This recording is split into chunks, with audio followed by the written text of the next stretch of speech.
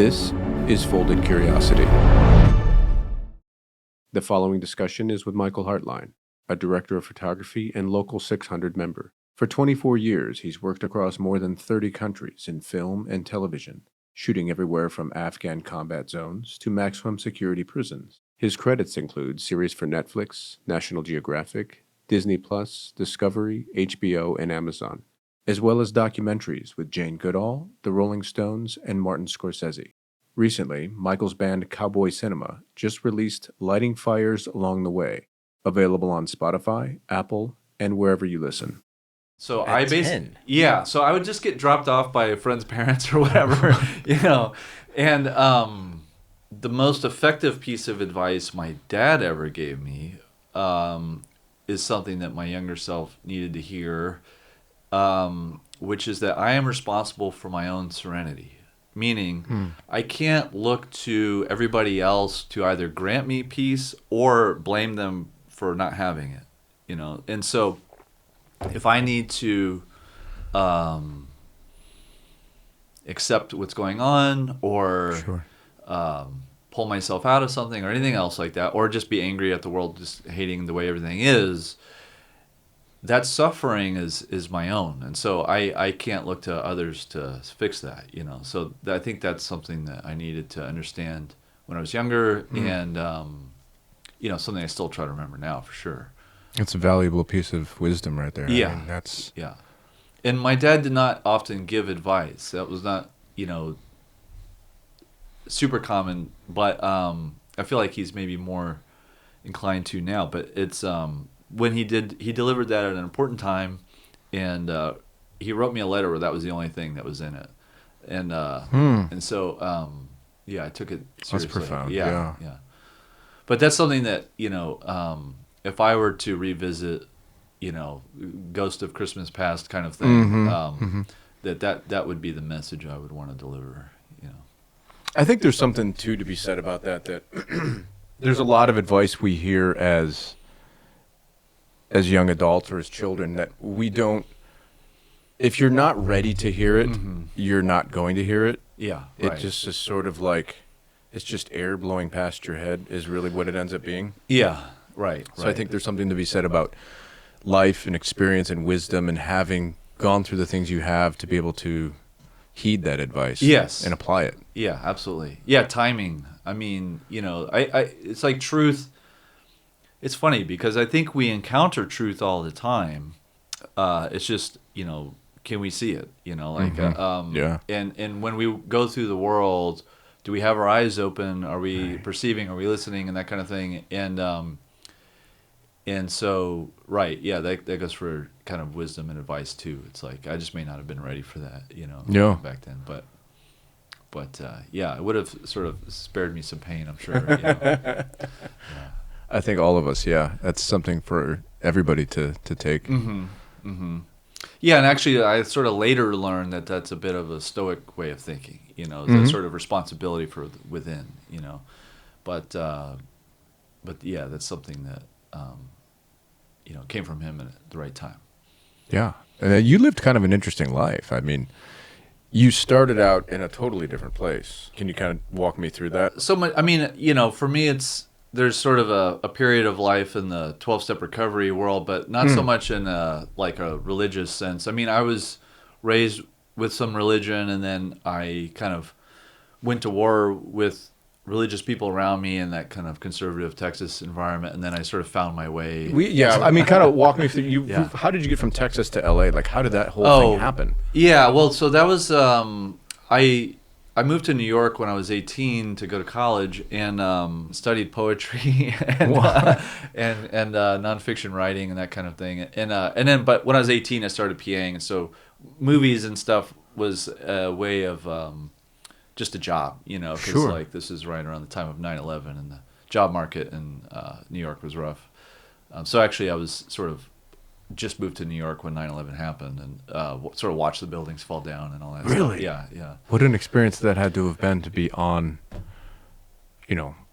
I guess not ground zero, but essentially in New York. I could see it with my eyes. I mean, it was a crazy experience because also it was a test of the surreal, I had already lived with a certain amount of chaos in life, and at the time, this sort of like apocalyptic feeling, seeing something like that happen, felt like it fit my worldview, like it fit my life's experience. And so in a weird way, I felt like, oh, it's going down, and because there are people on the street, there's a lot of misinformation. People say, man, they got the Pentagon, they got the White House, they got the Washington Monument, there's all these, people just saying all sorts of crazy stuff.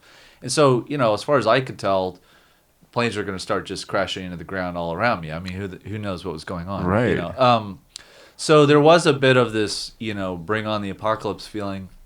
And then also there's a thing I think a lot of folks went through where we're sort of trying to reconcile our sense of like, this is a movie, or this is surreal, or this doesn't feel quite real. But then when that dust cloud kind of head up, and then all the folks started walking up covered in white dust and then really bright red blood on their bodies, that dispelled any of that sense that this isn't real, or this is a movie, or something like that.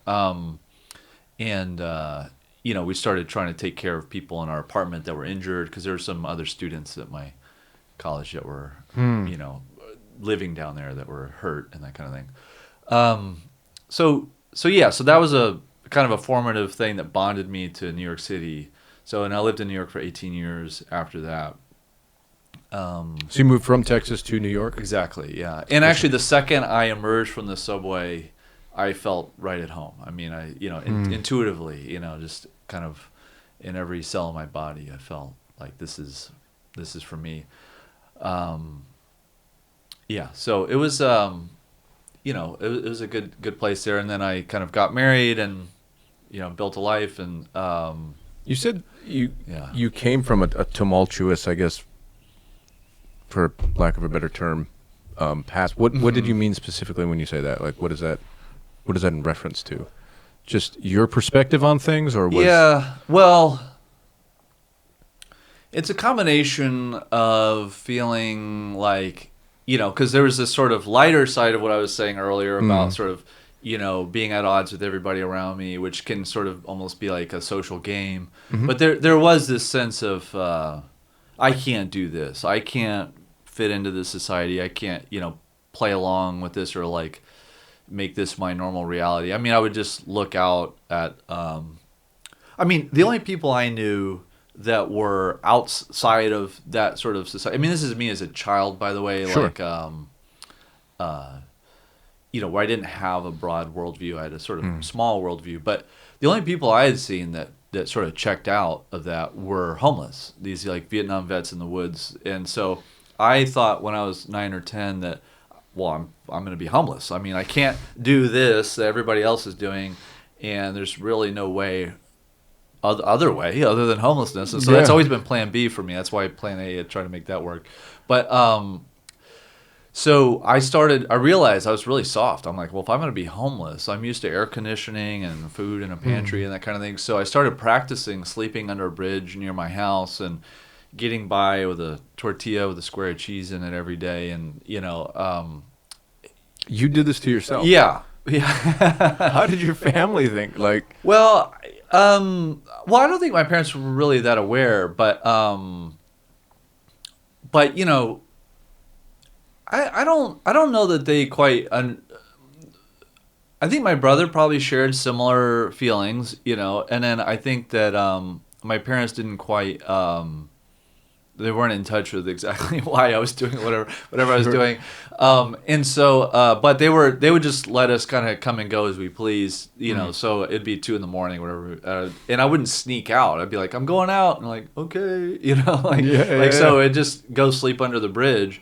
And I remember looking out from under the bridge to the sort of suburban neighborhood, I could see, and just thinking like, I could never live there. I can't do that. It's just like not in me. And so, and then as I got older, I experienced more of the world. I started to see like, oh, there's different, ways other than being homeless to do this. But of course, like I guess. What is that need, if you don't mind me asking? Like, you said you're different. You didn't like. What do you know? Can you identify what that was? What that? Yeah, it's interesting because now I'm sort of testing my perspective now as an adult, because I'm trying to ask myself, do I have any more clarity on this than I had when I was 10? And, I'm not so sure. So I think it seemed to me to be terribly caged in, but it's not just about like the routines of life, like go to work and, you know, come home and pet the dog or whatever. It seemed to me that the entire mindset, it was very, very, very boxed in. And, you know, part of it was that when I was younger, almost like every conversation I had with folks was just confusing to them, you know, like it was just like they were just acting like, why are you being so weird right now? And so it just seemed like all of their mental freedom was taken away, you know, and you know, I could give specific examples, but all of it would be, you know, very sort of insignificant in a way. Sure. I mean, the other part of this too, there was addiction and violence and all sorts of other stuff that was kind of going on around me. You know, I kind of grew up next door to these drug dealers that were, you know, it was a rough environment. And so there's a fair amount of chaos.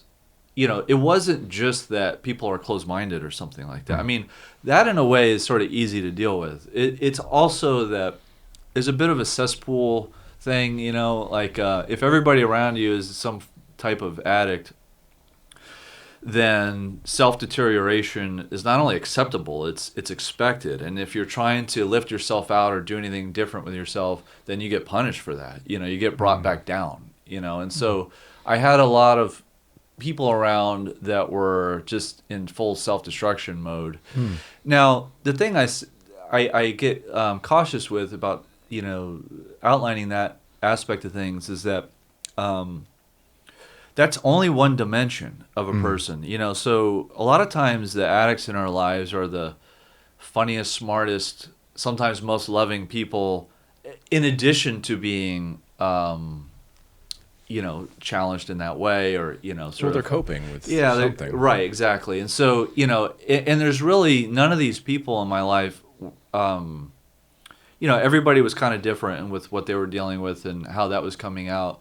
And a lot of it had to do with just, you know, it just seemed like this milieu of cesspool type behavior, in addition to that kind of closed-minded thinking, you know, because honestly, if it was just a matter of people didn't have an open mind, then that's nothing in a way. Like that's not a big deal. But the because as I sort of found my way to you know, sobriety and, you know, other kind of community around people trying to do more for themselves, take care of themselves, get their needs met, change their behaviors and that kind of thing. I also, you know, that's a community of suffering people. That's a community of addicts. That's a community, you know, and a lot of those people continue to struggle and that kind of thing. And so I still, even when sort of trying to do better, found myself surrounded by, you know, just folks that were dying left and right, or ODing or suicide. I'd, you know, numerous friends killed themselves and that kind of thing. And so it just seemed like getting pulled down below the water was either inevitable or tempting in a weird way. And to try to, you know, do more for yourself was discouraged, you know, so. Kind of like looking into the darkness and the darkness looks back. Sort of thing. Right. And also everybody you know and love is there, you know. Yeah. So that's a corrosive environment, I guess. It can be, but there's a lot that's rewarding about it too. I mean, because, you know, there's a lot of textures to life that live in there that are really valuable. I mean, and that's something I've taken with me since then, is that not only do I go into a challenging situation and find the beauty or whatever, I find the challenging parts beautiful. You know, it's like a Francis Bacon painting or something, you know. So I and so I mean, there's part of me that does sort of, you know, love the ugly, you know. And that includes with these people, and that's true in punk scene people and everything else. You know, it's like a lot of my friends, when they dropped out of high school in 9th grade or something and started hopping trains, were basically just committed to that homeless life I was talking about. Yeah. And so they did it, And actually, one of my life goals as a kid was to become a hobo legend. And I learned that two different hobos that I guess people were telling stories about my brother and I, and some hobo that they didn't know told them a Haertlein brothers story. And so I realized at that point I'd become a hobo legend. I didn't even have to ride the rails at all. So You were already out there. I was able to check that box. Yeah. All right. Yeah. Moving on. Yeah, moving on. Yeah, exactly. But I will say, though, I try not to betray those people or that time, Sure. because I now in my life, I'm in a different environment, and I sometimes apply a little bit of a test of well, what would they think now of this action, or of me now, or whatever, or what would my old self think? It's a ridiculous standard to apply, but it is interesting because if I'm doing something silly like pursuing status or whatever, that's something that I think would be beneath the gutter punks. You know what I mean? Yeah, it's yeah. kind of so I don't know, and also the character, the richness of language and the humor and the brilliance of being able to throw daggers the way we did. It's kind of like there are some supercomputer minds, Jedi shit talkers that were, from that life that in a way, I try to find that intelligence now, because, it's just was sort of wrapped up in a destructive environment, You mentioned, I don't mean to sidetrack. Sure, you, no, please. You mentioned addiction. Was that a player in your life at that point, or that had become something later, or? Yeah,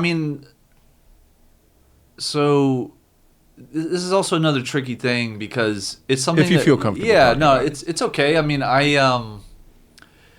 It's something where it may not resemble something that's familiar, in the sort of cookie cutter portrait of addiction. I had chronic migraines, and I was, abusing the painkiller pills from that. And also, what was funny is that... was this when you were young, very young? Yeah, I was in, third and fourth grade and that kind of thing. And they would give me these cartoonish pill bottles that I've never seen before or since that were just gigantic, with the push top that you'd have to sit on to turn. It was because I was eating so many a day, and there's no consideration for abusing painkillers at the time.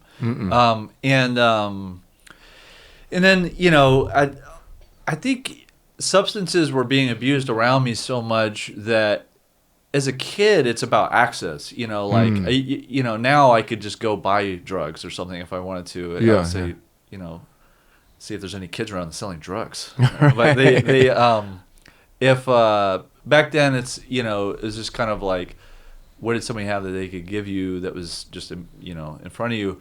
And so my use was sporadic and, fluctuated based on access, the painkiller thing being the most consistent. But there was sort of a mindset, an addict mindset that definitely took shape, and a addictive personality that applied to evacuating my mind that way. That's basically what I was trying to do, is just obliterate my mind, get out of my head entirely. I had no desire to just chill and, get a buzz on or something like that. I only wanted to just completely wipe the slate clean. But also, then once that kind of addictive mindset took over, it became a compulsive person about everything, And, Interesting. And in a way, I still am. I've just tried to make it something that doesn't ruin my life, But I'm still a very intense and compulsive person, I think. So I can tell. yeah. It's okay. It's a good thing. Well, you put it to use. Yeah, I try to just not, do harmful things. You know what I mean? Sure.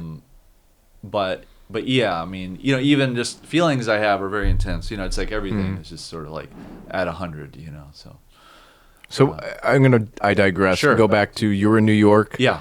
After 9/11, you witnessed this whole thing that was sort of this, I guess, awakening for you in a way. Yeah, I would say so. I mean, you know, it was a bit of because it did sort of push me to grow up in certain ways. I mean, you know, that like bring on the Armageddon mindset gave way to the reality of we're going to enter a global conflict, and you know, people really died, and it's not something to, you know, treat like it's you know, some adventure or something like that. In fact, the death aspect of it set in as the city was wallpapered with these missing flyers, and it did not say just rest in peace and then with the picture. It said missing, as though the person would return or they were maybe kidnapped. And I lived on Union Square when I first moved there, and my window was facing the park, so every vigil in the city was out my window 24 hours a day. And these missing posters I would see going to class, and you know, nonstop, and it got to be every time I blinked or closed my eyes I could see the same faces, and it just, those victims from those missing flyers are really what I mean. I remember there was a point, I remember 2 weeks later, where I broke down, you know, and I think that's when the human reality of it truly set in, not just as an idea. And at this point, I didn't have a television. I mean, I didn't even see the video footage of the towers being hit ever at this, you know, it wasn't until Christmas or something like that year. So, you know, and my windows were painted open, and it was hot because it was September, so that dust was just filling my apartment. I mean, every time you sat still for 5 minutes, you get a film of dust on you. And so it was the kind of thing where that reality, I guess, helped me just take everything in my life at that point that was almost where, you know, life felt cheap before, even in Texas, where people around me were, you know, dying or suicide or ODs or whatever. You know, there was this sense that, like, you know, I didn't think I was going to live very long, you know, but actually after 9/11, it started to seem that, like, oh, this isn't right. I mean, this is a tragedy that's wrong, and it's serious, and those people should be alive. And now, as we're going to war, you know, we need to be serious about that. And actually, I went out to the protests in the street when it became clear we're going to war in Afghanistan right afterwards. I mean, this is very soon after. And every liberal cause of Free Mumia and Save the Whales, and everybody was out in force. And there's this funny moment of where they would chant, "What do we want?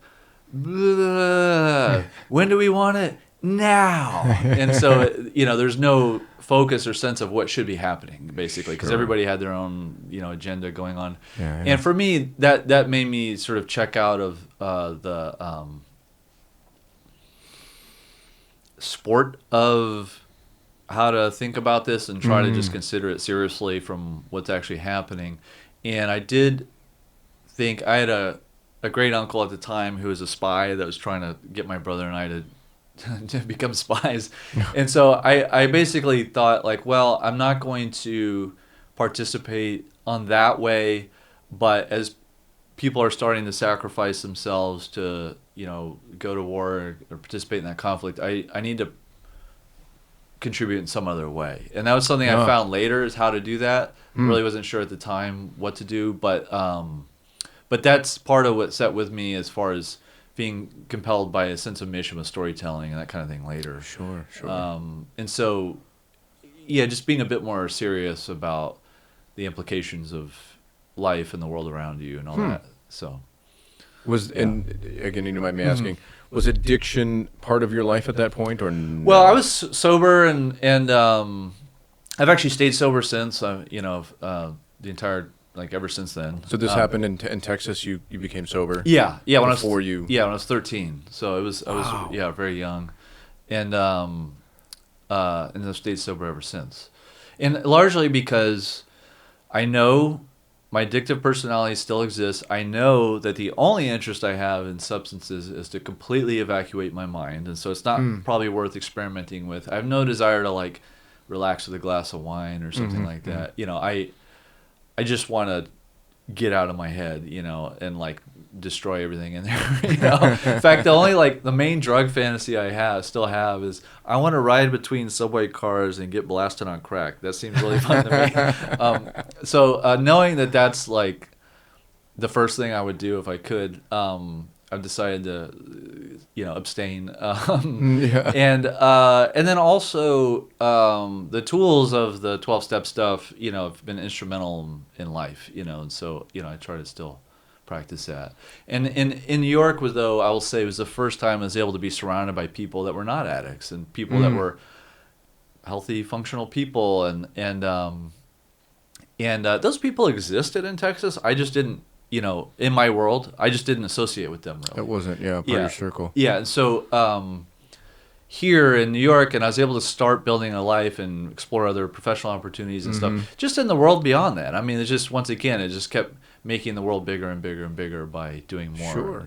And knowing that there are healthy people out there, not everything is that kind of predator-prey environment, right, was huge. It's that gray. There's a middle area there that's... Yeah, and we all have our strengths and weaknesses, and that's okay. Sure. And so I never viewed anybody as entirely healthy or entirely sick, and that was a good thing, I think. That's a wild concept to wrap your mind around. So you had gone through a 12-step program at 13. Mm-hmm. Yeah, and actually became, so maybe this is what you're talking about with, so I became a paid counselor when I was 15. I know you've told me that. Yeah, and before. where I would why. go into adult rehabs and have sessions and stuff, and I was totally unlicensed, and I mean, it's wildly inappropriate if you think about it. It's crazy. Yeah, I find that to be actually not a good thing, and if I was paying to be at a rehab and a 15-year-old sat in a chair across from me, I would be upset that that's what I was paying for. How did did your parents put you into the program? No. They No. I mean, it happened actually the way I think any other, addict gets sober, which is that at some point, things are rough enough that you don't want, you can't continue. And then I encountered people that were sober. I had a friend get sober, and then, and then I encountered some people that were, I think it was like coffee after a meeting, and they just were happy, peaceful people that looked comfortable in their own skin and everything, but they were rough folks. I mean, and also wildly diverse. I mean, you had people of all different sort of types. This was at mixing. 13 you saw? Yeah. But and I that's pretty impressive. To be able to process that. Most 13-year-olds are not. Their mind isn't anywhere near that. You know? Well, I think I just wasn't quite sure what I was seeing. I just thought I want that. And at the time, I think I wanted.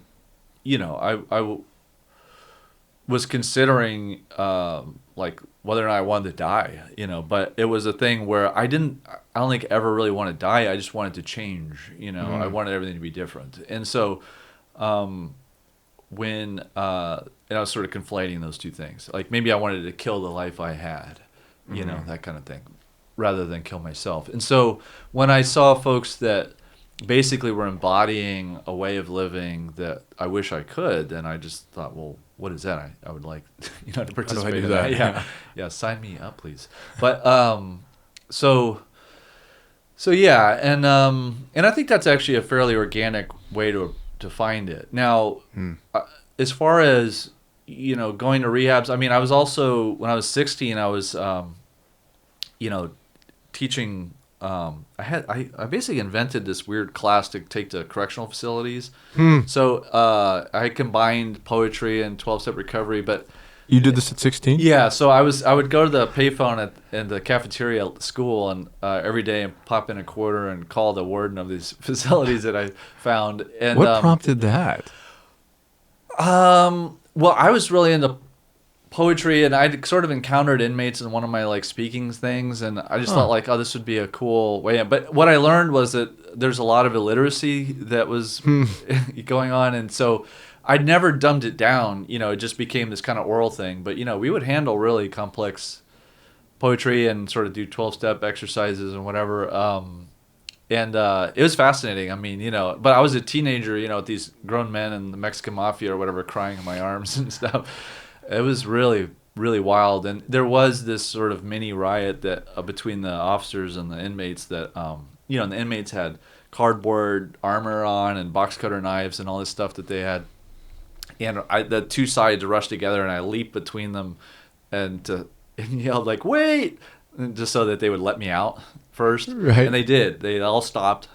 The officers let me out, and then they all battled. And actually, a bunch of the officers ended up in the hospital after that. But yeah, it was a crazy wow thing. But so just to say it was real. This was at 16. Yeah, I think I was 17 when that happened, and they and yeah, I went back after, but it was the kind of thing where I was doing all kinds of stuff, and that was 3 months of harassing these wardens, with trying to do this until finally they're like, all right, you get 2 hours every Thursday. Shut up, quit calling me. So yeah, It's a wild. I mean, I'm just processing all the putting these pieces together. It's pretty intense, man. Well, I think for me, there was on some level I probably felt like, oh, I'm more at home with these people in this environment than I was at school or something. Oh, and then, with the other stuff, I did have this weird talent for kind of just slicing through people's the walls they had up. And I think that's why those rehabs and stuff would be like, oh, you're really great. Can you come, we have this group of people we can't get through to. And, but they're all like in their 50s and stuff. And I would just kind of sit down and just start like, cutting through it. Yeah, exactly.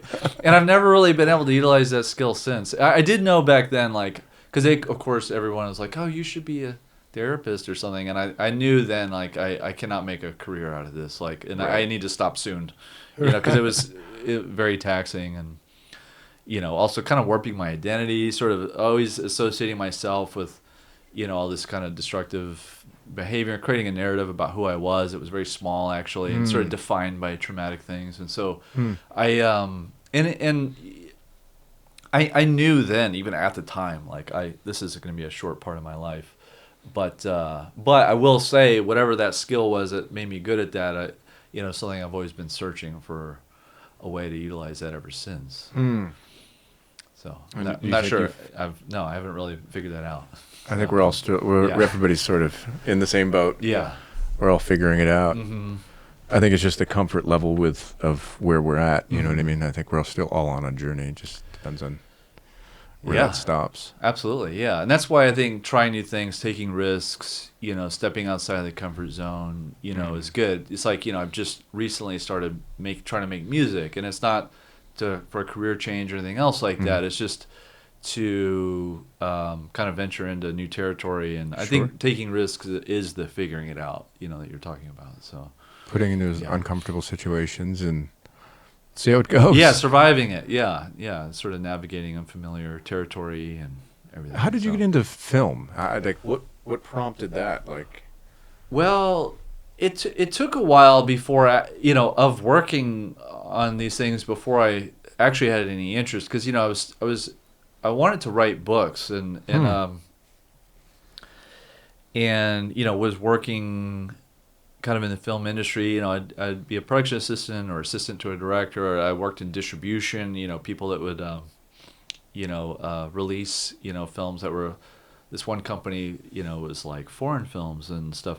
So I was around kind of is an interesting world I liked, but I never thought it was really for me exactly. I didn't study it at school or care about it that much. But I remember at one point, there's a producer that showed me a strip board, which is where they lay out all the days, the actors, they basically, it's a schedule with all the elements of a shoot broken down. Sure. And I looked at this crazy color-coded thing with all these little symbols, and I actually understood it all immediately. And it made perfect sense to me why everything was where it was. And it was really the first time that I felt like my mind was doing something naturally, and I wasn't sort of forcing myself into a weird place. And so that sort of told me, oh, keep going with this. And then later I encountered a camera, and it didn't necessarily feel that natural, but the people who edited the footage told me that they, were happy with what they had, and there's a little bit of encouragement there that sort of told me, oh, there's something kind of my brain just gets about it, and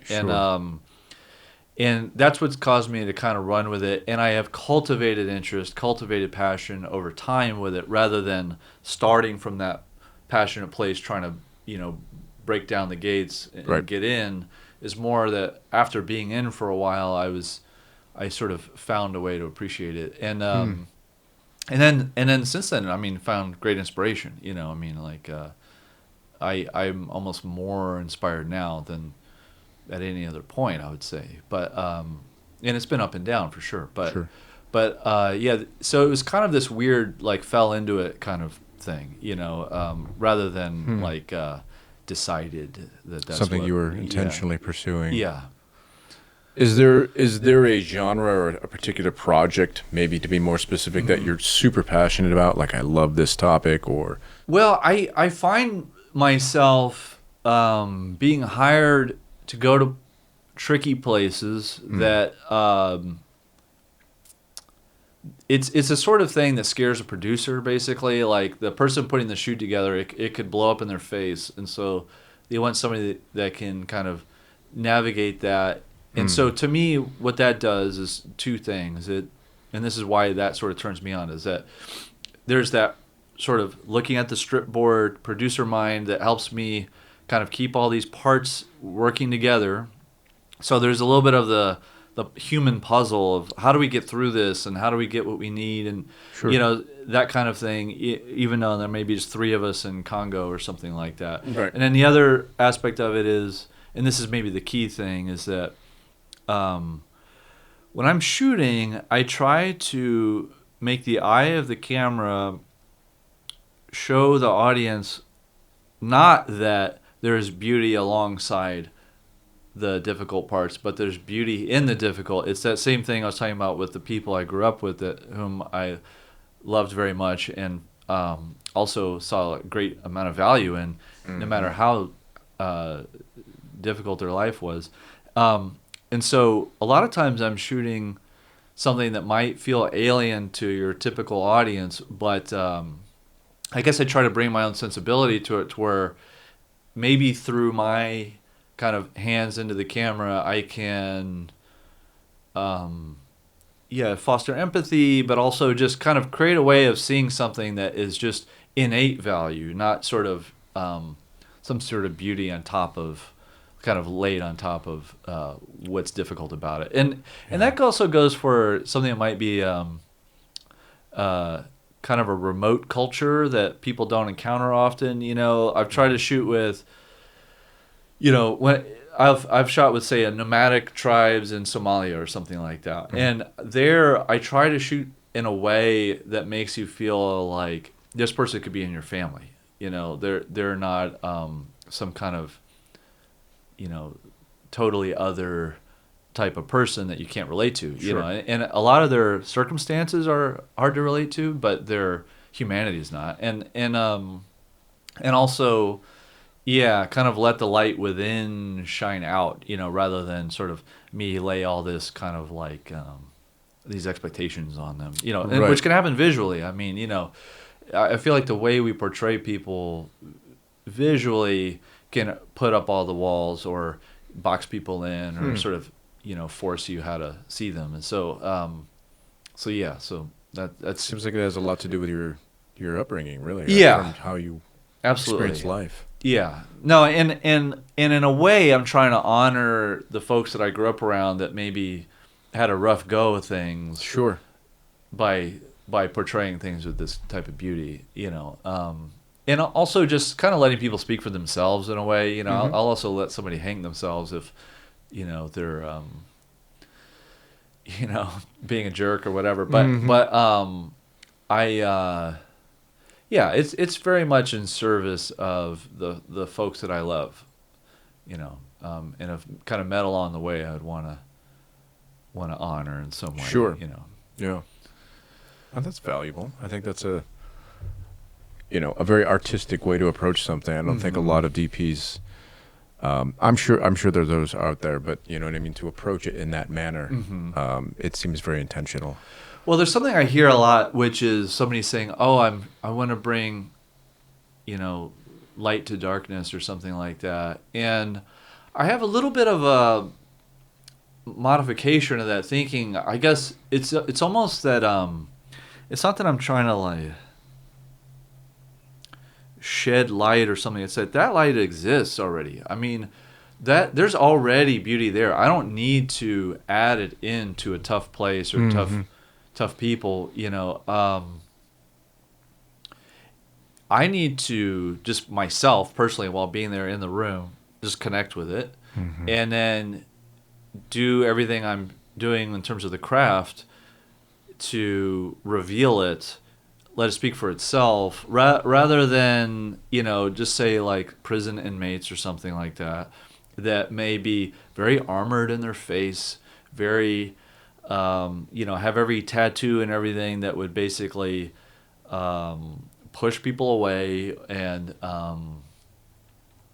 you know, it's kind of like there is also a tremendous amount of humor, clever mind thinking, intelligence, kind of emotional range. It's already happening. It's all there. And so I don't need to make them beautiful or shed light into that. You know, I just need to let people see what's currently happening. You know, and a lot of that though is for me as a person when I'm there.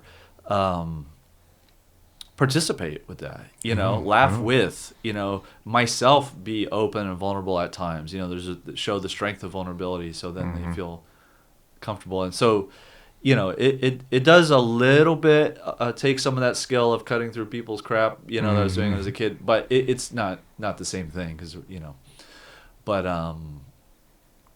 yeah, so the way a lot of cinematographers sort of talk about sort of light and the darkness, it sometimes rubs me the wrong way. I mean, like I almost get a little offended at times, you know, by that. But I think I know what they're trying to say, you know, and I'll, You know the intention. Yeah, right, yeah. I think that's.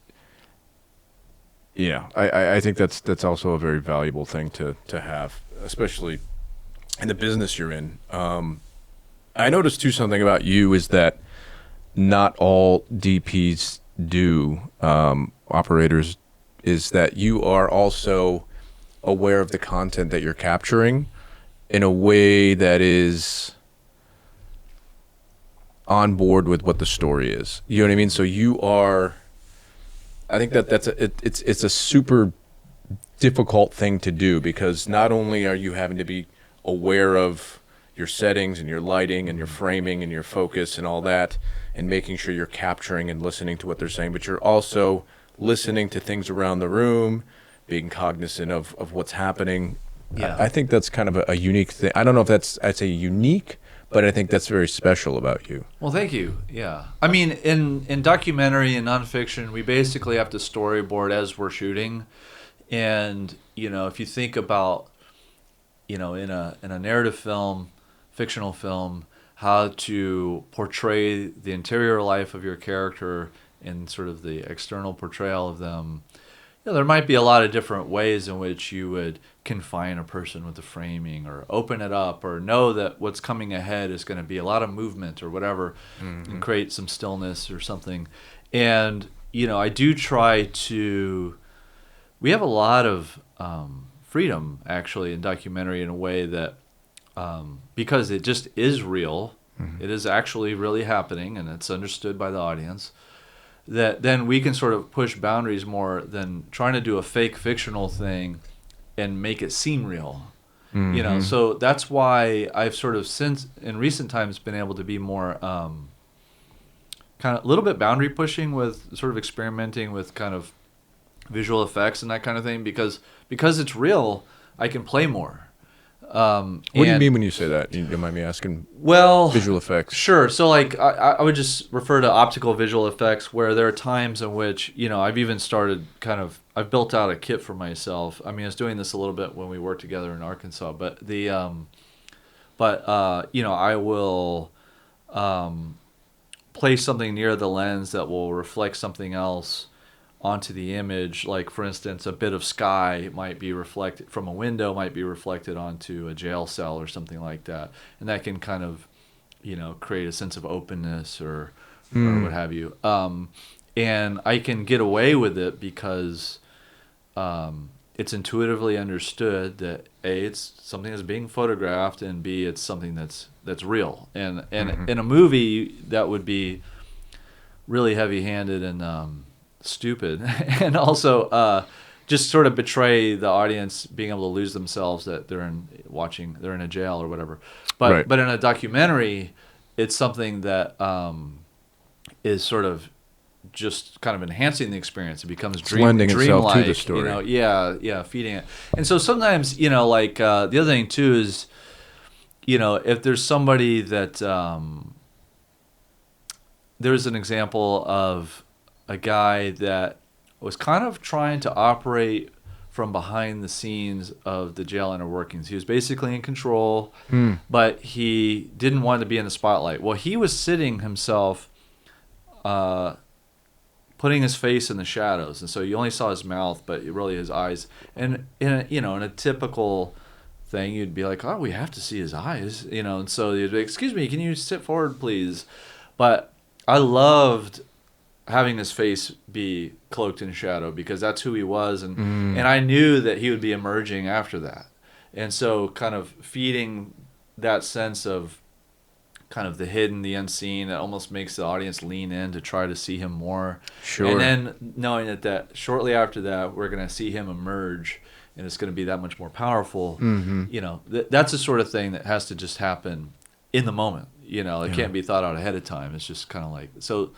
I also feel a lot of freedom in that I'm basically storyboarding to my own authorship, because it's in the moment. We're not discussing it, and I'm not getting my ideas shot down. I'm just going to do it, So that's somewhere the creative confidence has come in, is instead of sort of being scared of like, oh, they may not like this, it's like, just if that's the right thing to do, just do it, own it, and then that's all they got, So that's a fair assessment. Yeah. Do you buy into the whole I'll steal from Christopher Nolan's saying of one for them, one for me sort of thing? Do you apply that to your shows? I mean, or to the series, or to the documentary, or to whatever project you're on? Sure. I mean, I would say I don't mind the compromise of the audience and then the client of the network or studio or whatever. I don't have a problem with that. And so there are times when I want to take a risk or do something cool, but I'll also give the editors the conventional version too, and because in that moment, I don't want to bake in some crazy choice. I want to let them decide when to play or when to kind of sort of feed expectation with the audience and then betray expectation with the audience. Well, I want to, sometimes, it's not for me to decide that. And I'm okay if actually matching expectation is what needs to happen. Sure. And also, I'm okay.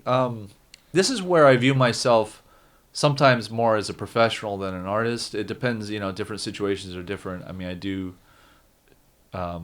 try to, make art when I can. But I also am proud to be a professional in that I can execute what this client wants the way they want it. And I actually, when I'm doing that, I don't view it as a compromise or like as my integrity or something, or artistic integrity. I view it as being a pro, and then, when the opportunity arises and it's appropriate for me to be the artist or for me to kind of inflict my will upon the result, then I'll run with it, and I'm able to do that. A lot of folks sort of always wish they can, or kind of talk like, oh, I hate doing all this kind of normal conventional stuff. I wish I could do something cool. And then when they can do something cool, they don't know what to do, know? So I do try to keep that voice alive to where, when it's time, I can do that. But I don't I don't see it as a compromise of integrity to Mm-hmm. do the job I'm hired to do. And Sure. and I like that. I mean, I think others should be proud to be professionals as well and not be embarrassed. You know, there's folks I know that work in, you know, branded content and advertising and stuff that sometimes feel ashamed of that, and, you know, or other, whatever. There's all sorts of sort of, it's a grass is greener industry, so everyone's always thinking that this other world is better than ours, even though it all has its downsides. And you know, I think it's cool to be able to do a job well, Sure. you know. And so yeah, one for them, one for me is certainly a good way to do it. Yeah, it doesn't mean you're going to do a shitty job or subpar. I Yeah. think it's just a perspective on not everything is going to be this perfect, you know, the way you want it, this art vision. Sometimes it's the client wants it this way, Yeah. and you make it look good the way they want it. Yeah, for good and with respect. I mean, you know, it's I don't mind that, you know, Sure. like because I think, you know, it's what they deserve to get is what they want, you know. So I agree.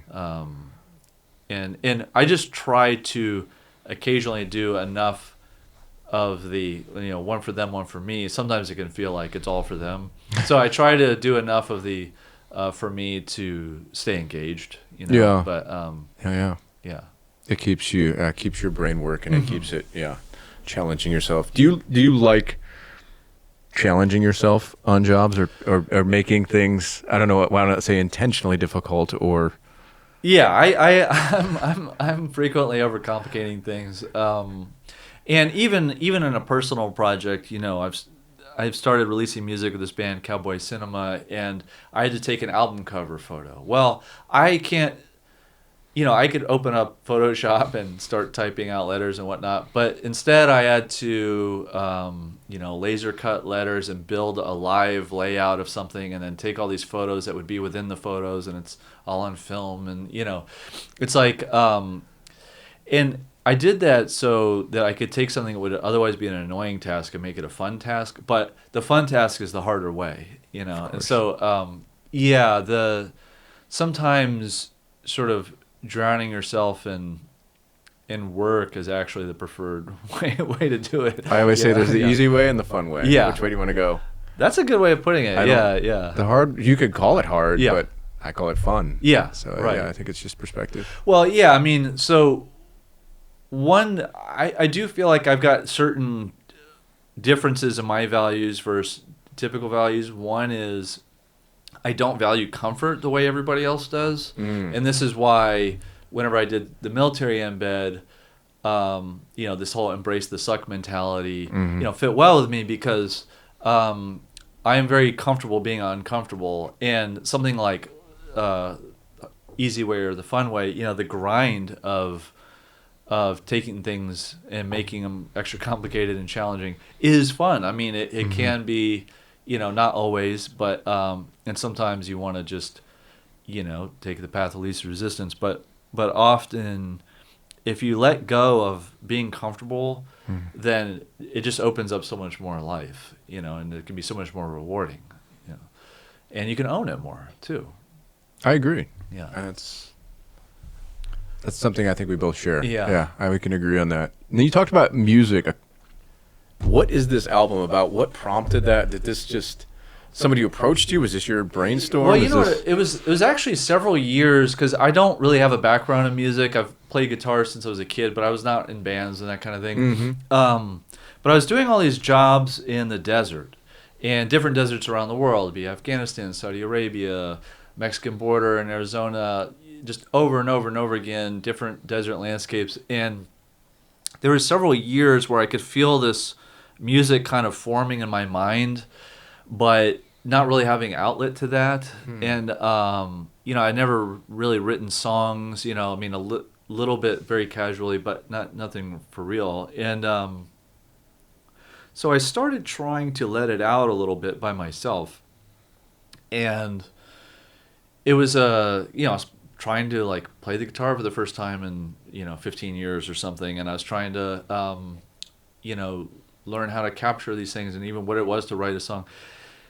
And I'd kind of gotten the gears turning a little bit. Well, when I moved to Los Angeles, I knew that a composer that I had worked with on a film I directed, Mad Tiger, was also newly moved to town, and I thought, okay, he's an avant-garde classical composer. He composes to all these different situations, dance and art installations and film and that kind of thing. And I thought, okay, can we combine my weird kind of dark desert kind of folky thing with his avant-garde classical thing and synth, madness? And I pitched it to him, and he was intrigued enough to try. The funny thing, though, is that, I'm learning how to write music. I'm learning how to sing because I'd never sung anything before. I thought, like, well, I could have somebody else sing, but I was seeing like such a cop-out. I'm trying to let something out. Why have somebody else's voice do it? And, who cares? Basically, I'm comfortable, superpower, not afraid to look dumb. Sure. And so, I was, and then COVID hit, and we decided to record ourselves and not go through a studio. And also, it's wildly expensive, if you don't know what you're doing. And so, like, you're not totally prepared, basically. So I was learning engineering, so basically taught myself, the entire process along the way. Sure. And it was a bit of a struggle and took forever. I mean, it was 5 years kind of to make one album, Really? Yeah. But it was this thing where it did feel like there's something that living inside I need to let out. And music is not the normal thing that would need to come out. Usually it's sort of visual art or writing or whatever else. And so it's a little bit of just being honest about the fact that that's what it is. Is it embarrassing? Absolutely. Particularly knowing that I was terrible. It may still be, but it's this thing of, because I was listening to some of our early recordings recently, and it was so bad that I thought, well, why would anybody else even imagine that this could improve? This is I'm surprised that people are indulging me enough to just hang out and try to make this work. But it just goes to show the idea of pursuing it, doing that hard work, the complicated way, because we'd think, oh, we have to record a piano. Well, how do you do that? And so we'd spent days and days and days with 4 microphones, placed around it, and then we'd play the same phrase for like days, moving a mic like an inch, and then record the same thing again, and then comparing the sound, just to think about how do you mic a piano, and then so there's all these crazy. How do you mic a piano? Well, it's weird because the sound's coming from all these different directions and hitting the mics at different times, so you have like phase issues. It's just a whole crazy thing. But the point being, you basically lean into all that and let the sound swim around, and it's cool. That's why it's better than a keyboard. That would have been my first go-to. I think, well, I guess you plug it in. Yeah, somehow. exactly. Start banging on keys. No, so it's a thing where.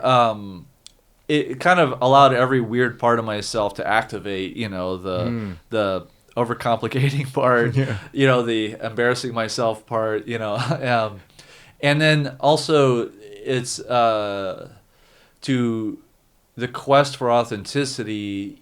Basically, if I'd start to write lyrics that were just fake, just totally phony, I'd think, why would I do that? I am not. Yeah, so it's a thing where it stretched me personally in a very good way, and I think it made me younger to do it. I was getting old, I think, before I started that, and so yeah, it's been rewarding, and it's not something that I have any expectation around. To me, I'm just sort of releasing, because I think art, until it's delivered to an audience, it doesn't really exist yet. It's in utero, and the world is plagued by unfinished art, and so I'm releasing it so it can kind of actually exist as art. That's really cool, man. Yeah, we'll have to put a link somewhere. Oh, sure. For this massive amount of downloads. Yeah. What's your next, like, is there anything else that you're like, I'm going to do this, I'm getting into sculpting? Is there something else on your horizon that you're... Well, to be honest... Boat building? Yeah. I don't know. Yeah, a lot of my priorities are about balance in personal life. I feel like in a lot of ways I'm sort of becoming newly self-accepting, and a lot of trying to quiet the tormenting voices, and so a lot of my priorities are about trying to find a peaceful, happy existence. And that doesn't mean simple exactly, but to me, the frontier is personal more than like some crazy activity. Because It's inward, not outward. yeah, the crazy activity. I mean, I already am aware of certain shoots I have ahead that are all in crazy countries and all that kind of stuff. Like that will continue,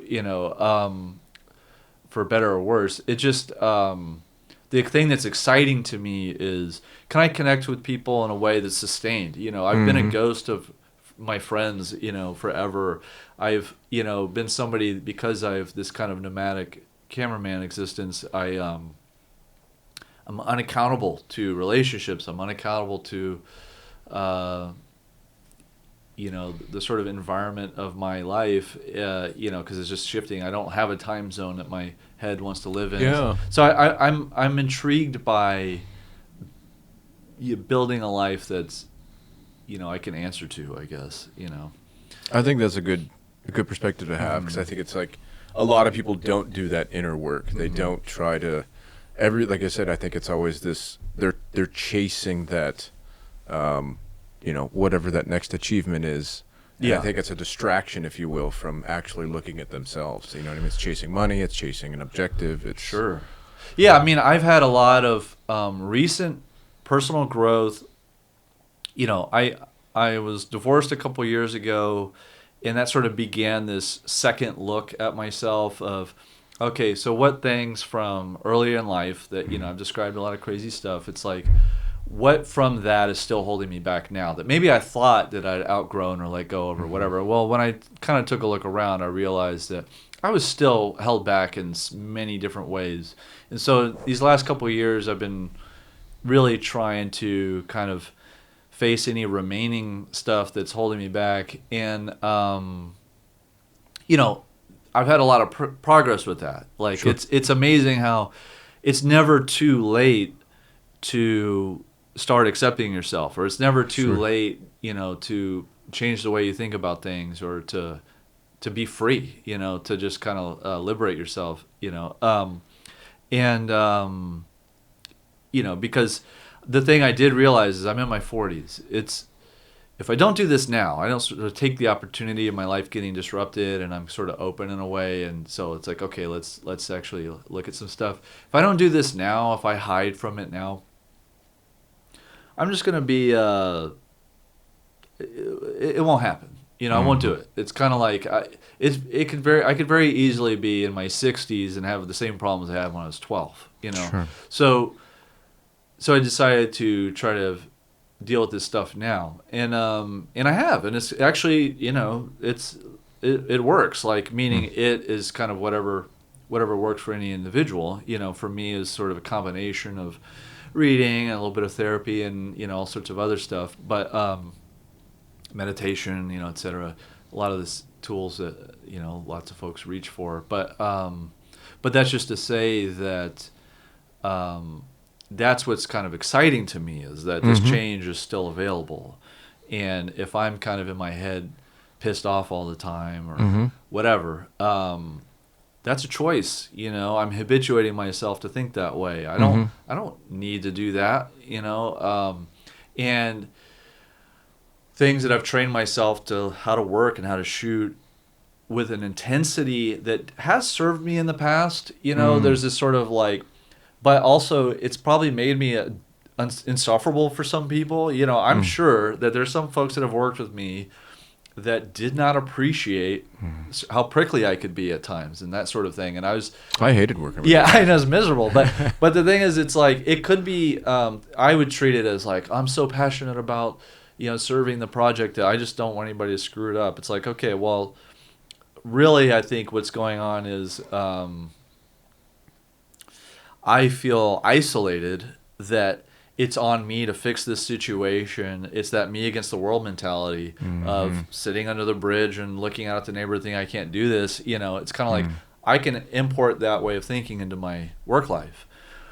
Or I can look around and see each person around me, what they're doing to contribute to the situation, which everybody's doing something, and know that I'm far from alone. I'm not carrying any burden of this myself, that's entirely alone. including the visual aspect of it. I may be the only one with the camera, but there's a lot of folks there to help.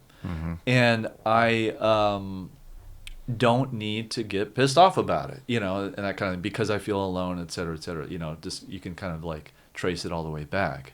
And so, to me, what's exciting, and then what's funny with the music, it's like the idea of trying to perform live is almost funny, to me, because it'd be like my first concert in my 40s, you know what I mean? Like it's just stupid, But and also I'm sure I'll like forget all the lyrics and that kind of thing.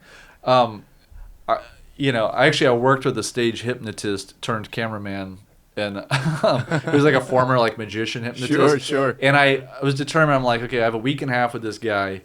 I am going to have him teach me how to hypnotize people. And he's very secretive at first, but I was able to kind of get him to open up. And the only thing that was able to work was I was able to hypnotize myself from it. Shit. And I learned how to basically rewrite fear of performance, like stage performance, to deal with my fear of singing, Really? And I successfully have done so. I mean, I since then can sing in front of people and want to be heard rather than be afraid to be heard. Interesting. And it was through this self-hypnosis. But that's just because I worked with a stage hypnotist who taught me how to do that. Whatever trick works. Right? Yeah, exactly. That's a valuable lesson right there. I mean, I think, trying to figure out whatever works to get there. I don't think there's there obviously are definitely some wrong ways to get there, but, I don't know. I mean, time and place. I mean, because even something like hard drugs for people is a tool that works at some point, usually in the beginning. If it can just turn the pain off like a switch, sure, that may save someone's life at a certain moment. I think that comes back to the easy way or the fun way. The fun way. Yeah. That's true. That's true. Yeah. Yeah. You know what? I think like introspect and being reflective. I especially found during the pandemic, I cut all social media out, and I was like, I'm going to do a lot of work on myself. Same sort of thing. So I was like, I'm going to go for runs, long runs, 5-6 mile runs with no music. And you spend a lot of time. Once you get past the I'm tired point, you start to really dig into yourself, and you start to go, okay, why am I doing this? You know what I mean? You really start to think about all those little things in your life, interactions you have with people, your response to people. Why am I doing this? Why? Or even how you treat yourself. Like, why am I treating myself this way? Why am I putting these, which I think is super important. Yeah. I mean, I actually find that changing the tone of voice for self-speak, there are times in which the voice I'm talking to myself is really harsh. It's basically a scolding voice. It can be really profane. I cuss a lot in life, but in my head, I've actually tried to reduce the cussing in my like when I'm thinking about my own life and situation, and soften the tone, because then I'm going to soften the tone towards everybody else. And then also when I'm sort of projecting into other people's minds, it's a softer place. When I'm super hardcore on myself, then that is the tone of the entire world, and it's a rough place to be. It is. Yeah. It is a very challenging place to put yourself. Yeah. I also find that the walking and jogging time, I think that we probably evolved, because we didn't used to have portable music and cars and everything like that, and if something happened on a hunt in Neolithic man times, you'd have the walk home as a way to process it, and you'd have it's like, I think that we used to have the room in our thinking, and we filled that space. Yeah, we got to give ourselves that room, I think. I think there's something to, at least I've found, when you reach this level of tiredness, the exhaustion, it's not really exhaustion, but it's the level that your mind hits where you're expending a lot of energy. You kind of hit this moment of clarity, you know what I mean, where all your endorphins are running, you're expending all of this, I don't know, you just feel all this negativity kind of leaving your body, if you will, and it like clears the windows for you, and you can kind of see things more clearly. oh, that's why I was acting that way. This is the kind of, that's what I need to, and it's really important, at least I found it was important for me to kind of repeat the mantra that I had learned on that run. This is blah, blah, blah. And if I didn't keep saying it, I would lose it. You'd come home and it fizzles. The scum on the lake covers it back up, and you're like, back to life. Yeah. Yeah, hanging on to these things is hard. And so I too try to create a phrase and an image. And I actually have like a little notes, on the notes app on the phone, like a little note for these phrases and an image that I try to recall, like to make it useful, because otherwise it can evaporate like a dream when you wake up, kind of thing. For sure. But I'm curious what you think.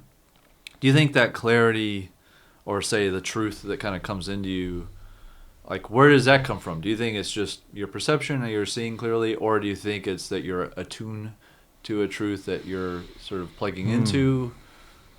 Is it outside of you? That's a really good question. I think there's two answers to that. The logical side of my brain goes, well, it's life, it's the noise, like I said, it's our distractions, it's all of our protective layers that we pack on top to protect ourselves from these hurts and these pains, and we do it.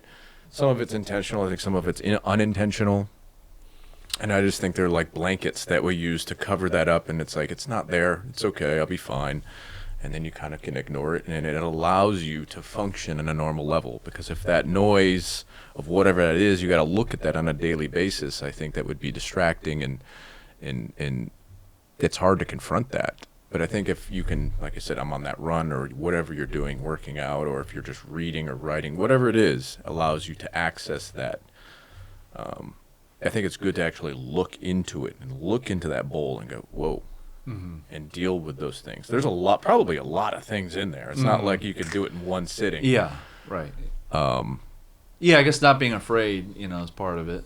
But I guess the other answer to your question is, I don't know if, again, too, are you accessing this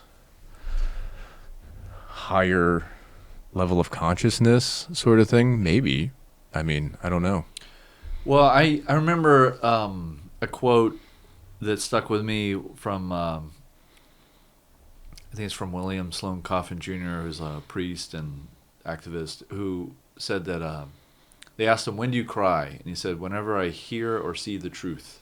And, I found that to be true for myself a bit, and that I get moved emotionally more by just the wind of the truth blowing through me, or just whenever I just encounter just the purity of truth over maybe an emotionally difficult moment or something. And so it can kind of strike me at weird times, Yeah. But part of what it feels like is the truth being sort of an external thing kind of entering me, and sort of this physiological response of kind of tears or emotion or whatever. But sometimes it does sort of feel outside, like coming in, rather than just kind of like, oh, I can see now or whatever. Sure. So I'm curious what other people think, and it doesn't have to be divine or anything like that. But yeah, I don't know. I'm curious kind of what. I think it's my view of an internal and external is it's ubiquitous. It's kind of it's the same thing. It's really woo-woo because my perspective on it's very strange. I kind of think we're all sort of connected in the, I guess, Star Wars kind of way. We're all connected by the Force, if you will. I think everybody has, I think that's kind of what the sixth sense is. I think that's how we can pick up on emotions. It's not just micro expressions and the beat of sweat, or it's more than that. I think there's something to it. And I don't think it's just us. I think it's everything, the trees, the animals, the plants. I think it's the universe. I think we're all sort of one giant interconnected thing. Right. So when you say, does it come from someplace else? I think, yes, it is feeding in from all of that through me and less of through the outside world, if you will. Sure. Yeah, no, sense. I mean, I think also there's that sort of Buddhist concept of non-dualism, meaning the barrier of my skin being the barrier of me, and then there's the rest of the world is not being a thing, just that this sort of consciousness being one, is I think that's what you're talking about. It's almost a practical, explanation of that. I feel that, but what's funny is that there are times in which I almost really feel that, to where I sort of feel very kind of plugged into that fabric, and I need to come back, because the contours of the self are sort of useful to just get through life, Yeah, sure. I have found that sometimes when I'm overly in touch with the oneness of the world, there's a nihilism that goes with that, where why go to work, like why do anything? Also, it can sort of raise the floor of suffering, but also flatten out the victories of pleasure in life and that kind of thing. And so I have sort of experienced a bit of it's almost nihilistic level of enlightenment, you know what I mean? To where sort of reclaiming some of those contours of the self and some of that, attachment and aversion and all the things that they say you shouldn't do, actually sort of makes the ride a bit more fun, so sometimes it's not getting kind of lost in that and overly attached to things, but also not kind of losing myself in the soup of the universe, because I do see myself as a particle of stardust in the universe or whatever, and that's freeing. I prefer to think that way than I'm created in the image of God or something like that, because I'd rather, if I think of myself as the most special being, unique soul and all that, then that's when, I start to collapse in self-centeredness, basically. But if I view myself as a particle in the universe, then it's not diminishing. It means I have a place. I'm an instrument in the orchestra. It's a good thing. However, if I live in that too much, then I get just sort of washed away as a particle. It's like I don't, I'm not motivated to kind of assert my life in any way. Sure. So it is this funny thing where I have to kind of reclaim some of the maybe what some would think are as unhealthy stuff in life, as a way of kind of carrying on with an identity and all that. It's a funny thing. I look at it as all sort of like a lens. Each person is a different lens, right? Some of us are 50 millimeters, some of us are 120, some of us are 35. But I think we're all a lens, and if the universe is energy and light, that's how. So we're a participant with the light, and we perceive it differently than those around us, and we create our own unique perspective on it and projection of it, if you will. Right. But we're also part of it. We wouldn't be anything without it. Right. Yeah, the light that passes through us is forever changed because it. Right. Yeah. But it is also connected. It's still light. Yeah. And it is still part of all the universe. Yeah. And it's coming from the same spot. So at least that's one way I kind of look at it. Yeah, that's cool. I like that. I don't know if that makes any sense. It's that sounds like some sort of weird. Well, we could borrow these metaphors when we need them. You know what I mean? Yeah, it helps us get be through. Be the lens, or be the particle, or be whatever. Yeah. Speaking of like life, what do you think of? I know this is the topic everybody talks about now. What do you think about this whole thing about AI? What do you think that is? Well, it's funny because I have tried to listen to a lot of different thinkers on it, and discussions, and it's funny. My intuition is to kind of jump to injecting sentience into it, but that does sort of betray a bit of, the reason, around the sort of logical thinking around what coded AI is. So it feels very rudimentary where it is now. Yeah. Oh God, we're in just the paramecium stage of evolution. Sure. We're debating, what we are. Is this amoeba going to fly a plane soon? Yeah, exactly. I mean, but it may be happen very quickly. Sure. Sure. And then I am, a bit disturbed by things, but I think the thing I try to hold on to with it is, I'm going to carry on with my life in the best way I know how, not be afraid, engage with it the best way I can, but be very aware that there's perils, with every technology. I do view most of it as just not up to me, in terms of like what's going to happen with this stuff. And so instead of being enraged by it and, terrified and just, thinking everything sucks now and why can't we go back to the 90s, that's just not possible. And so I don't want to live in a fear of the future and a hatred of the present, and sometimes when I, think or talk about AI too much, it's kind of easy to go there with it. There's obviously useful industrial applications and all that kind of stuff, but we can kind of speak in specific terms. But I generally, unfortunately, it seems to be feeding isolation for people the more they engage with it, because and that kind of thing. As far as the like Avatar version of it, what I mean by that is not the movie Avatar, but like the the AI bot that represents a person. So when folks fall in love with that or whatever, it just seems to feed isolation and that kind of thing. There's a lot that's sort of unfortunate about what's happening, but at the same time, it's a rapidly moving target, and I don't want to live in fear and anger about it, Sure. and also, I'm not afraid it could affect my work. I mean, it's certainly already being deployed in my industry, but as a humanoid, and as an artist, it's kind of like, well, I'm still here too, and as long as I'm alive, the AI has to deal with me, and so I'm going to be contributing my output just as it will be contributing theirs. And I know people that work, there's a person that works at NVIDIA that was telling me about these AI-driven humanoid robots that have fungus skin and all this crazy stuff. And, there's a lot happening with it. It's, they're really pushing the boundaries, and it's one of the many areas in life in which I don't determine the reality. It's the world I'm living in. It's like if a volcano went off and the sky filled with ash and the temperature changed and the air isn't breathable.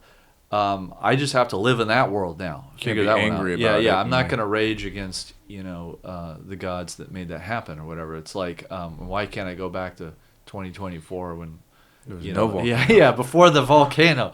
Stop the volcanoes. When do we want it? Yeah. Exactly. So I think that's part of it, is that if I had a influence, then I might try to tap into the different feelings of more particular, and I do try to understand it. I mean, I'm trying to stay up with it a bit. But yeah, in my life, it's a volcano, and so I really can't participate in what's happening with it. But I'm just trying to not let it stop me, and let it inhibit my creativity because, whatever, just because of everything happening with all that. I have tried to engage with it some, and but barely. I've never been on the Chat GPT or anything like that. Sure. So. But I would, I don't know. It's like it's not something I'm trying to be an ideologue in any particular way about, But what about you, actually? Because I know you have thought about it a lot, and you may have sort of a different take than most people. So, I mean, I'm no expert by any means. I don't know. It's just from my take on it. I think it's. I think we're creating another life form, if you will. It's an alien life form essentially that we're bringing to life, and like you said, it's an amoeba state, if you will. But it could advance very rapidly, and I think that I don't know if humanity's really. Some people might be ready for it, but I think most people are not. But I think as humans, we always fear what we don't know. It's always fear of the unknown. And I've made this reference before to people. It's like when digital cameras came out. No one's ever going to use digital. It's a waste of time. It's crap. Nothing's ever going to look good anymore. Here we are. And I think, obviously this is vastly more dramatic. I mean, this is there's nothing comparable in history to how, other than fire. But I mean, this is, I think, going to change humanity's trajectory from here forward. But it's something we've also talked about and anticipated since the late 1800s. Mm-hmm. It's something that we've sort of projected, and it's come into being. It's always been our path. We, even as a kid, we thought, wow, someday there's going to be robots. Yeah, right. There's going to be, we didn't know really how or when. It was just a Jetsons. Yeah, right. Yeah, my grandfather was born in 1922. He died in 2005, but I remember asking him in the early 2000s, the internet was already starting to bloom and whatnot. And I asked him, like, oh, is this version of today what you thought the future was going to be like when you were young? And he said, actually, comic books ended up being the best portrayal, most accurate portrayal of the future. And, there's something to that. Yeah, I mean, there's a book, Homo Deus, by the author, I'm forgetting his name now, the Israeli guy that wrote Sapiens. But basically, it projects that the next human evolution is this kind of AI technology, and that's kind of what the large picture of humanity is evolving into. And there's definitely something to that. I tend to agree that we've sort of given life to something. Our minds and lives are algorithmic to a point. I mean, I do believe in the soul, but I also wouldn't make that exclusive to human beings. I think animals, and as you say, like other parts of our environment, I think if you can look past something, I mean, I try to look at it like this. I think science always looks at, I think it takes people to look deeper at it. Like, it's like people trying to imagine life on another planet. Mm-hmm. Scientists here, all they can imagine is, well, there's got to be water, there's got to be oxygen, says, why would it be that way? Well, yeah, I mean, so they used to think that life was created on Earth from a lightning storm or something, but now there's these asteroids that carry a type of bacteria that will occasionally rain down in Australia and places. Yeah, and so it's like there's life. So that's thought now that's how life started on Earth, that it was kind of imported from an asteroid or something like that. And so, yeah, it doesn't always look like what we think it needs to look like or should look like. What our idea of what that is. Or what we see in the mirror, ourselves. Because also there's, the debate around a lot of animals and how they're functioning. They'll look at their brains like, well, they don't have the part of the brain that processes pain, or they don't have the part of the brain that can do this. Yet, we see them doing all these things. And so I think that, we're very kind of solipsistic in how we project our values on other things, AI included. Sure. And so that just means that I need to be who I am, which includes being compassionate, and I don't need to do a Westworld and torture robots or whatever. It's like I need to kind of maintain who I am as I start engaging with this new thing, whether it's a form of life or it's just an algorithm of robotics or whatever. I don't know. But the point being, it's like I need to stay myself and not give that up, and which includes fear of the future, and also a lot of folks I know are just really pissed about it, and I'm trying to resist that as well. Why do you think they're angry about it? What does that stem from? I mean, I could have my perspectives on it, but I think they're angry that they feel like there's change happening they have no agency in. They have no control and it's affecting their lives, or hasn't yet. It probably will, and they feel powerless, and so there's this kind of anger around that. There's this feeling that everything sucks now and that kind of thing, and it's there's no era. I mean, you could say that at any decade, at any time, and it's kind of like, of course, yeah. And so, I just don't want to get kind of pulled down by that. It's like I didn't live through everything I've lived through to get thrown off by AI. You know what I mean? And I'm certain that it will transform the world I inhabit. I mean, I don't resist that notion. But I'm just not gonna let it beat me. Look at nuclear weapons. Yeah. They thought when that happened, like the world will there's no way we can make it to 2000. Like, humanity's done. We're going to kill ourselves. We've created a weapon now. This is bad. Right. And all the bad things that could stem from that. And fear in the 50s, the Cuban Missile Crisis, and all these things that started happening, people thought this is only going to get worse and worse and worse and worse. Yet here we are. And we're doing okay.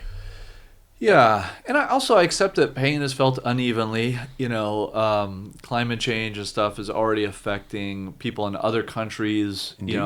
Maybe more than here. And when residents of Los Angeles recycle, it gets sorted and shipped to developing nations and then just dumped into their rivers. It's kind of like there's things that we think are good that other folks may feel as a burden. There may be things that we see as a burden that may benefit others. It's not fair and it's not even. Life isn't fair. Yeah, exactly. So I'm just trying to also view it as not as kind of in one way. It's like this is something I just need to kind of navigate daily. It's pretty open-minded, yeah. Generally, I'm not thrilled, about it all. Sure. But it's something that's it's inevitable. It's the volcano's is erupted already. It's like it's a whole again. I said it's something I've read about. It kind of seems like it's a trajectory since I was a kid. It just seems like I knew it was coming. I just didn't know when. Well, human beings. I spoke to an anthropologist, an archaeologist, and he was talking to me about because I was referencing certain indigenous cultures as being sustainably living. And he pointed out that, North American indigenous peoples, their sustainability was an aberration. Most of human existence is different people in different parts of the world at different times exhausting themselves of resources and pushing every boundary to its limit and basically being the parasite that kills the host and that kind of thing. And his point was not about climate or anything else, but it sort of goes along with, as you mentioned, this is a 19th century concept, or even earlier potentially. It's industrialization. It's part of just the growth of technology. The Frankenstein thing. It's like this is something that we have been, doing to ourselves just forever. You know what I mean? Of course. So it's kind of like, as I read kind of history of different civilizations, it's. We take everything too far, Of course. And there's so many examples of that, and here we are, we're doing it again. And so, I'm a survivor, and I'm also, trying to take responsibility for my own serenity and not be a victim of the world around me, in terms of what's happening in my own mind. And, and the AI thing, I don't need to hide exactly. I may in the future be hiding, but also, a lot of caution, I think, and I do. There is this weird thing. I do sort of have this tendency to project sentience and soul into these things, and sort of think that there's something about the sort of magic of life that seems to be kind of occurring, and maybe it's just how it's expressing in a way that's resembling that, and I'm being fooled and everything. But part of me thinks that that's just what life is. It's kind of like it's the fear of the unknown for a lot of us, and we've also been sort of imprinted on with science fiction and books and television of this anything that's different than us, aliens, AI. Monsters, they're there to kill us. They're there to hurt us. And I think that's innate in humans, as going all the way back to when we were, living in caves. I think that's sort of everything was looked at as a threat. But I think when it turns out, it's not always a threat. Wolves were a threat. And then what happened? They became our best friend. Yeah. And now they run around, lay on our laps. We're like, these are great. They star in Kevin Costner films. They're starring Kevin Costner films. Yeah. So I think, again, that at least my opinion on it is I think it is innate in us to fear it and to go, it's going to be the Terminator and these things. But then if it's like, that's our knee-jerk emotional reaction. But I think if we look deeper and go, what's the logic? Why would we present any threat to it? If it's infinitely more smart than we are, it doesn't really care. It's like, do we care about the ants building an anthill outside? No. Do whatever you want. You're fine. Like, I think we could look at it in that perspective as to, it's here to help us. Yeah, it's just that, well, we're here too, I guess, because there could be nefarious, aspects to it. I mean, there are AI operated drones and stuff being deployed. It's kind of like there could be things that we encounter that are, pretty darn negative. However, we're here too. I mean, we can assert ourselves, always. I remember being a kid walking in the, kind of like inner city in Houston and 2 a.m. and there's this kind of like, street gangs, and it was scary, right? I remember being scared. And then I remember walking down the street with my brother and a friend, and this old lady crossed the street so she didn't have to cross our paths. And I remember thinking like, oh, I'm the scary guy now, Yeah. And so, but the thing is, that was actually a little bit empowering, because I realized like, oh, all these scary forces out here, they have to deal with me too. Now that may be easy for them because I was a 10-year-old, but so the same thing, AI may deal with me in a very easy way, but nevertheless, I'm here. I can assert my life and humanity and reactions to things. We all can as human beings. Absolutely, we're not. We don't need to just give up our standing. In the world. So you do have a say. Yeah, always. I mean, we always have a say. Even if it's an uphill battle. Yeah. How do you think it's going to change our industry? Well, I'm skeptical about. I don't think it's going to replace. I think it's going to change animations and maybe integrated into nonfiction as a sort of integration, but not. Have you seen the animation stuff they've done now, where you can perform and then it tracks your emotions and puts it into a. I've not seen that. Yeah, Wild. So I think it's probably pretty incredible. But the thing is, I think an audience will intuitively know just how in say the kind of creation of reality television. Well, folks became very savvy very quickly of how staged things are. So then it became this thing of portraying things, knowing that it's understood to be staged, but it's a very kind of like layers of awareness. And then I would be instructed to whip the camera around and roll filters to make it seem more like, oh, I can't keep up with how crazy this is, even though it's all very planned.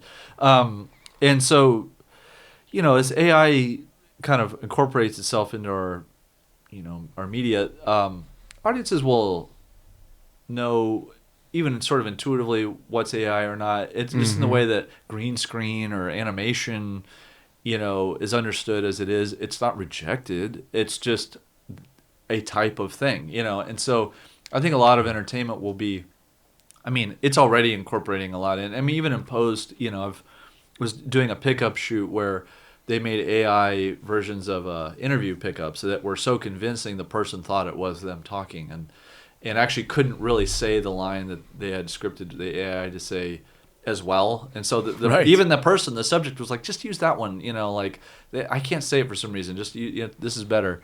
And but it was, there's a lot of pitfalls to that, but it just was the thing where it's already in use and will continue to be further integrated. But I don't think the appetite is for everybody to consume AI stuff only all the time. I mean, just like we don't all want to watch animated films every time, Sure. And also the unvarnished thing, like people are going to really appreciate the raw, honest, and so it may actually make our work be less refined because it might feel more authentic that way or whatever.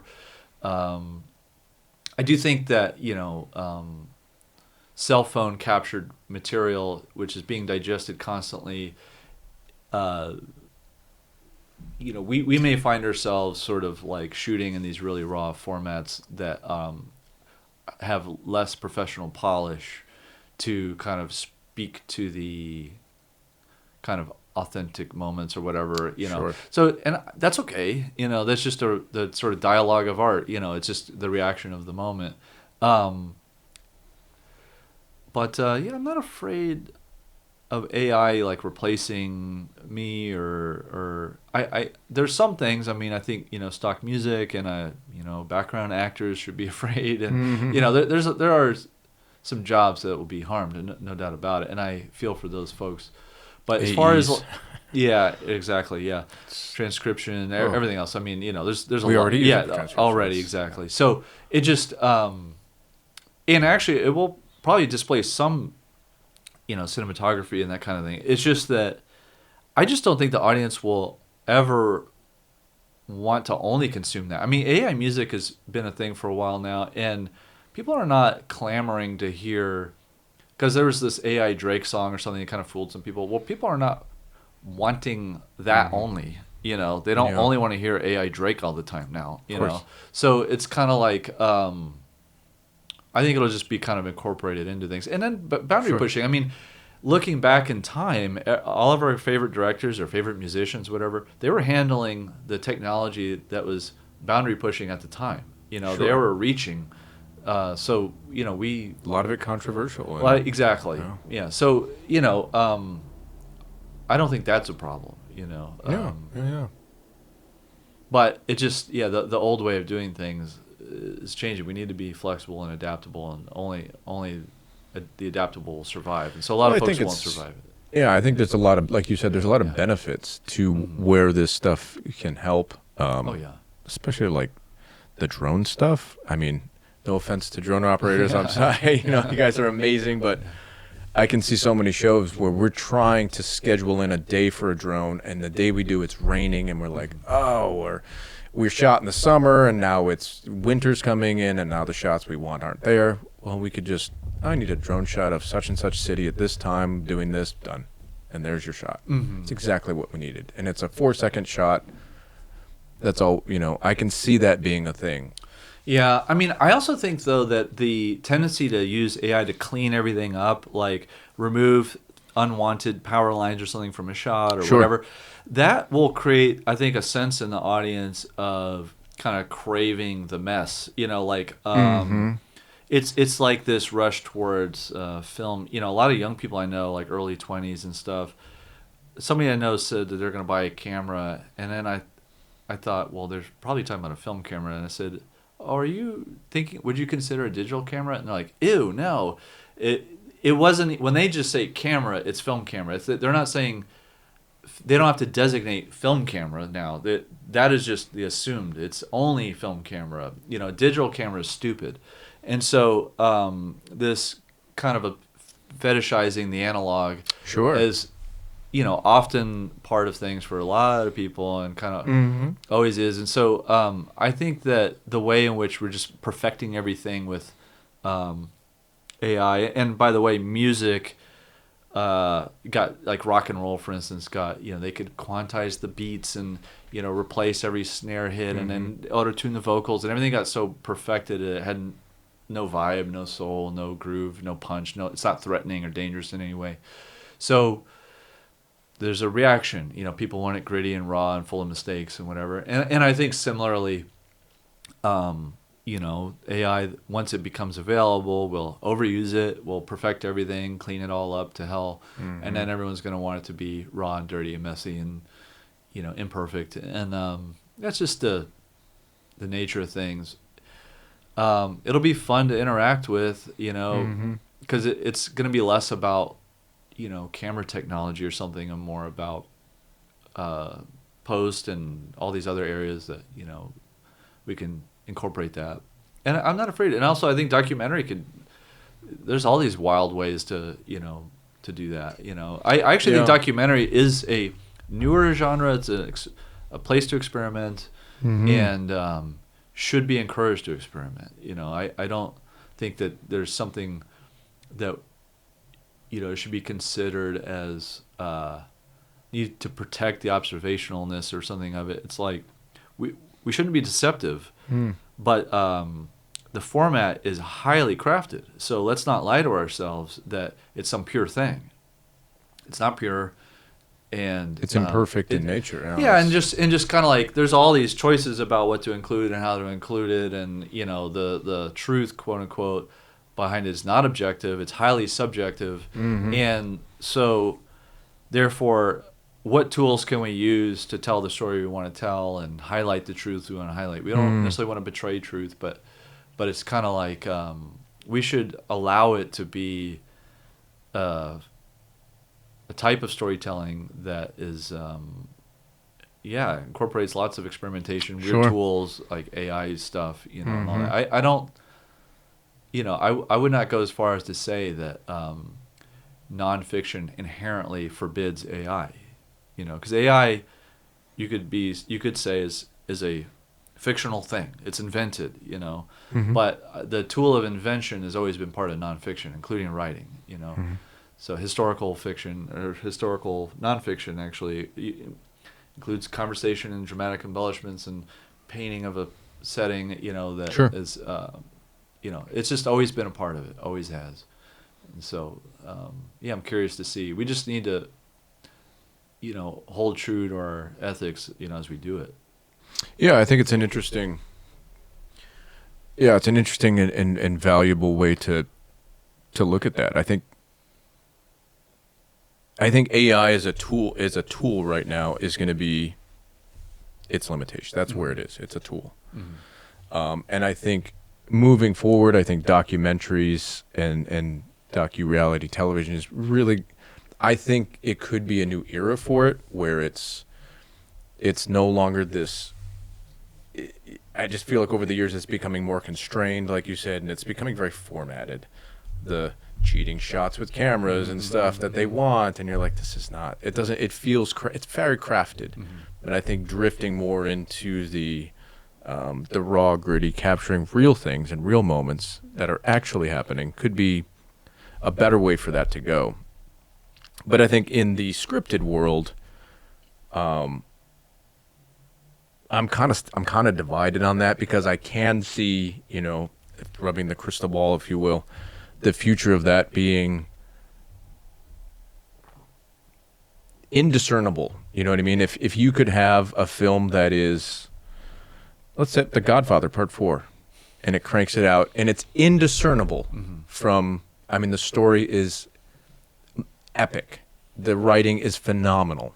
You couldn't tell the difference between, if you held the two films together, you'd be like, oh, they made this one 6 months after they shot this. You couldn't tell. Well, what's the problem? I mean, you know, then it's basically an animated film, just very realistically, but so what? I mean... Right. But I'm saying, to me, the artist, I can, like I said, but rubbing the crystal ball, I can see that being a thing. Oh, we want this film done. Like, there's a whole series done. Right, but is the quality going to be there? I mean, you know, it still has to be compelling. If the quality was as good, and they could make it look identical, you know, in the way the lenses, everything, the quirks, the out of focus, everything is just like, oh, this was shot in 1970s. Right. This is amazing. I can see that being a problem for the artist, because you're pulling, it's like taking the band out of the band. Do you know what I mean? I don't know if the audience is going to see that. That's a fear I have. Well, I think, you know, there's always sort of I do try to give the audience credit. I mean, people love to digest things that I think are pretty abhorrent, you know, and so it's you know, that'll always be there, but I just think people crave truth. You know, they crave the real thing. You know, so even in fictional series, it's like Breaking Bad. You know, being a giant hit. You know, it's like to show about a meth dealing school teacher or whatever. Right. It's just kind of like would never survive like a normal pitch meeting, yet somehow it sailed through, because as obscene and theatrical and like. That movie is, I mean, that series is absurd, yet contains a lot of truth in it or whatever, and like people just, I think, were grabbing onto that. So the AI stuff, if it doesn't contain these sort of breakthroughs of truth, then it's just this sort of simulation, of a movie. It's like not the movie. Well, I think that's where it breaks the line of it's no longer an algorithm, it's no longer code. Mm-hmm. It's essentially it's conscious. Mm-hmm. It is true consciousness conceiving things on an emotional level. That's a whole new boundary that's not code, that's not some little box that you have on your desk anymore or a server we tap into. It's true consciousness. Mm-hmm. So that part of me, it doesn't scare me in the fact that it's going to harm me or be my overlord as much as it is taking away. Well, if you work in the industry, it will. Right. It'll be your boss. Yeah, It'll be your... Their network notes are gonna be terrible. Right. Very specific. Yeah.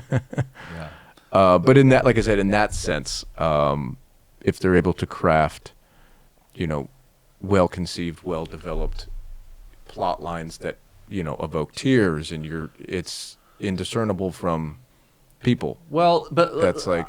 Let me reframe it slightly. I mean, one problem is Netflix is an example. I'd be unwise to name them. They're unsaid. Yeah. A large streaming platform with the largest streaming with a lot of cash.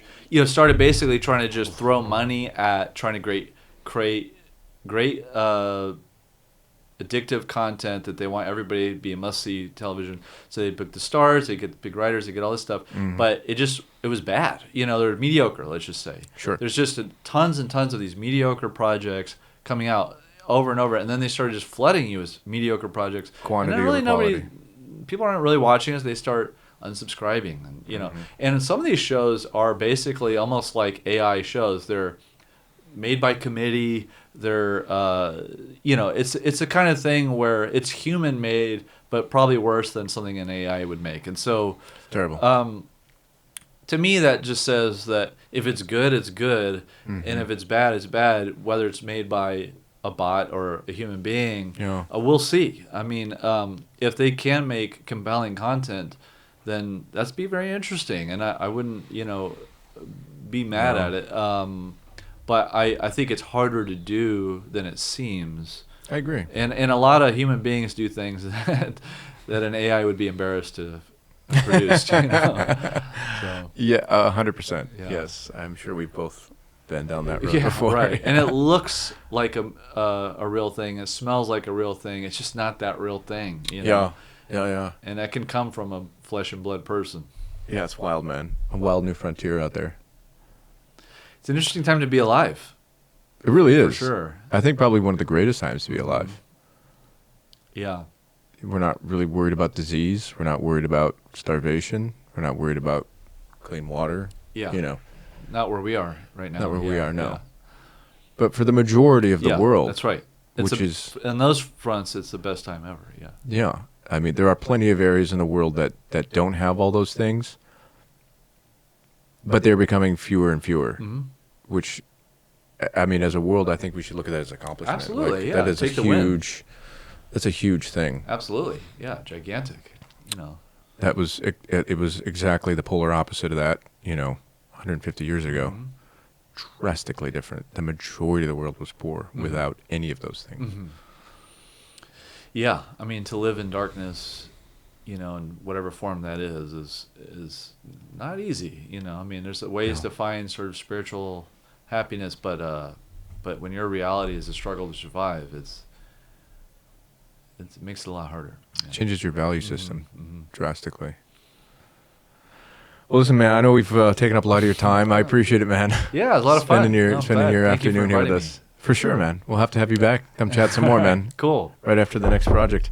All right, thank you. Thank you so much, brother. Yeah. We'll see you soon, man. Appreciate it. Thanks, man.